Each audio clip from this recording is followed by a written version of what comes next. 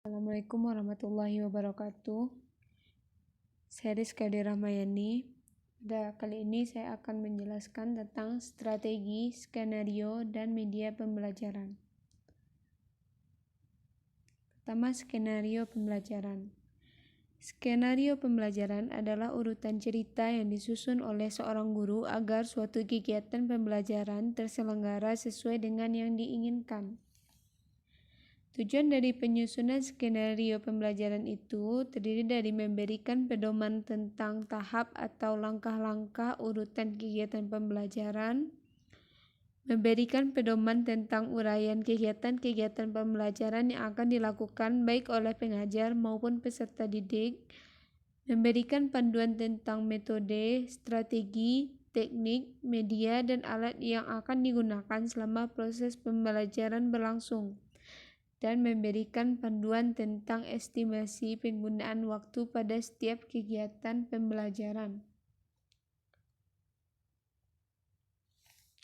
Komponen penyusunan skenario pembelajaran itu adalah menetapkan tahap atau langkah-langkah urutan kegiatan pembelajaran, menetapkan kegiatan-kegiatan pembelajaran yang akan dilakukan baik oleh pengajar maupun peserta didik, memilih metode dan strategi yang tepat, membuat rencana proses pembelajaran, mengelola kelas agar kelas dinamis, aktif interaktif, dan partisipatif, mengorganisasi kelas secara klasikal, individu maupun kelompok, menetapkan estimasi penggunaan waktu pada setiap kegiatan pembelajaran, dan memberi konsultasi kepada peserta didik.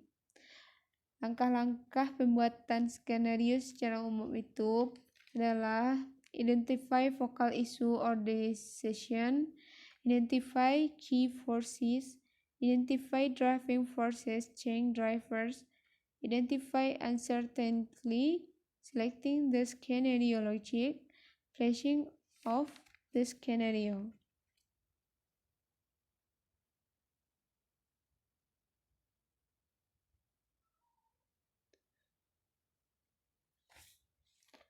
Kemudian, media pembelajaran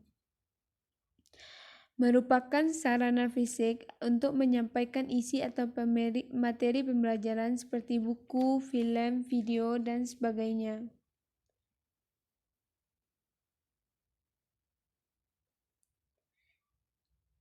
Strategi pembelajaran.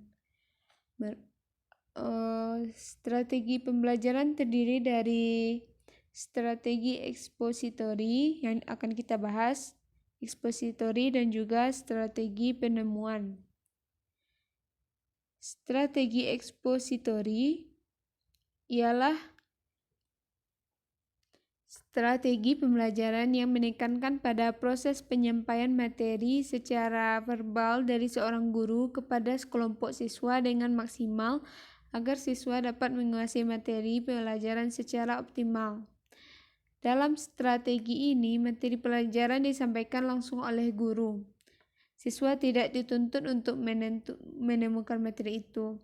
Materi pelajaran seakan-akan sudah jadi, karena strategi ekspositori lebih meningkatkan kepada proses bertutur, maka sering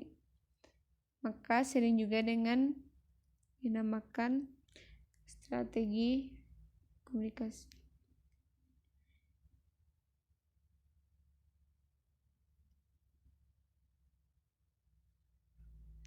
Karakteristik pembelajaran ekspositori. Pertama, strategi ekspositori dilakukan dengan cara menyampaikan materi pelajaran secara verbal. Artinya, bertutur secara lisan merupakan alat utama dalam melakukan strategi ini. Oleh karena itu, sering orang mengidentikannya dengan ceramah. Kemudian biasanya materi pelajaran yang disampaikan adalah materi pelajaran yang sudah jadi, seperti data atau fakta, konsep-konsep tertentu yang harus dihafal sehingga tidak menuntut siswa untuk berpikir ulang. Tujuan utama pembelajaran adalah penguasaan materi pelajaran itu sendiri. Artinya setelah proses pembelajaran berakhir, siswa diharapkan dapat memahaminya dengan benar dengan cara dapat mengungkapkan kembali materi yang telah diuraikan. Strategi pembelajaran ekspositori merupakan bentuk dari pendekatan pembelajaran yang berorientasi kepada guru. Dikatakan demikian sebab dalam strategi ini guru memegang peran yang sangat dominan. Melalui strategi ini guru menyampaikan materi pembelajaran secara teratur dengan harapan materi pelajaran yang disampaikan itu dapat dikuasai dengan baik. Fokus utama strategi ini adalah kemampuan akademik siswa. Prinsip dari pengguna strategi pembelajaran ekspositori pertama berorientasi pada tujuan. Kedua, prinsip komunikasi. Prinsip kesiapan dan terakhir prinsip berkelanjutan. Langkah-langkah pelaksanaan dari strategi ekspositori ini adalah pertama, tahap persiapan berkaitan dengan mempersiapkan siswa untuk menerima pelajaran. Dalam strategi ekspositori, langkah persiapan merupakan langkah yang sangat penting. Keberhasilan pelaksanaan pembelajaran dengan menggunakan strategi ekspositori sangat tergantung pada langkah persiapan. Kemudian langkah penyajian. Langkah penyampaian materi pelajaran sesuai dengan persiapan yang telah dilakukan. Guru memikirkan bagaimana agar materi pelajaran dapat dengan mudah ditangkap dan dipahami oleh peserta didik. Kemudian, langkah korelasi, yaitu langkah menghubungkan materi pelajaran dengan pengalaman siswa atau dengan hal lain yang memungkinkan siswa dapat menangkap keterkaitan dalam struktur pengetahuan yang telah dimilikinya. Kemudian langkah menyimpulkan adalah tahapan untuk memahami inti dari materi pelajaran yang telah disajikan. Langkah menyimpulkan merupakan langkah yang sangat penting dalam strategi ekspositori, sebab melalui langkah menyimpulkan, siswa akan dapat mengambil intisari dari proses penyajian. Langkah terakhir adalah mengaplikasikan. Metode pembelajaran penemuan adalah metode mengajar yang mengatur pengajaran sedemikian rupa sehingga anak memperoleh pengetahuan yang sebelumnya belum diketahuinya itu tidak melalui pemberitahuan. Sebagian atau seluruhnya ditemukan sendiri. Dalam menemukan konsep, siswa melakukan pengamatan, menggolongkan, membuat dugaan, menjelaskan, menarik kesimpulan, dan sebagainya untuk menemukan beberapa konsep atau prinsip.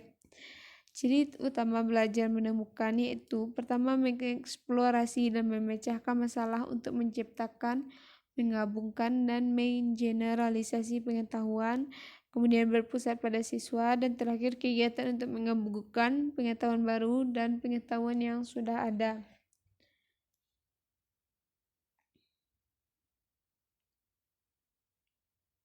Kemudian skenario pembelajaran.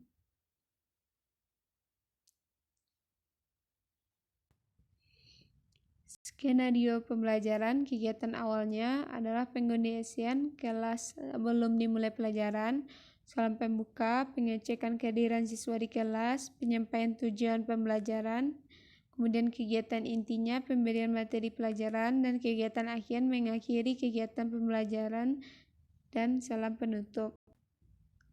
Dan pembahasan terakhir adalah media pembelajaran bahasa Indonesia.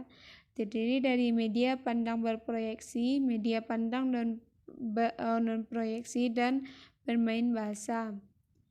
Media pandang berproyeksi terdiri dari OHP, Salindia, film bisu, film loop, episkop, media dengar, rekaman, radio, piringan hitam, dan media pandang dengar. Sedangkan media pandang non-proyeksi terdiri dari papan tulis, papan magnetis, papan tali, papan selip, gambar seri, wildcard, flashcard, kubus struktur, kartu gambar, reading box, reading machine, dan modul. Dan bermain bahasa terdiri dari bisik berantai, perintah bersyarat, sambung suku, rantai kata, silang datar, teka-teki silang, Scrabble, scramble, piramid kata, berburu kata, kategori beringu, mengeja keras, dan terakhir membuat teka-teki. Demikianlah pembahasan pada kali ini. Mohon maaf apabila ada kesalahan. Wabillahi taufiq wal hidayah. Wassalamualaikum warahmatullahi wabarakatuh.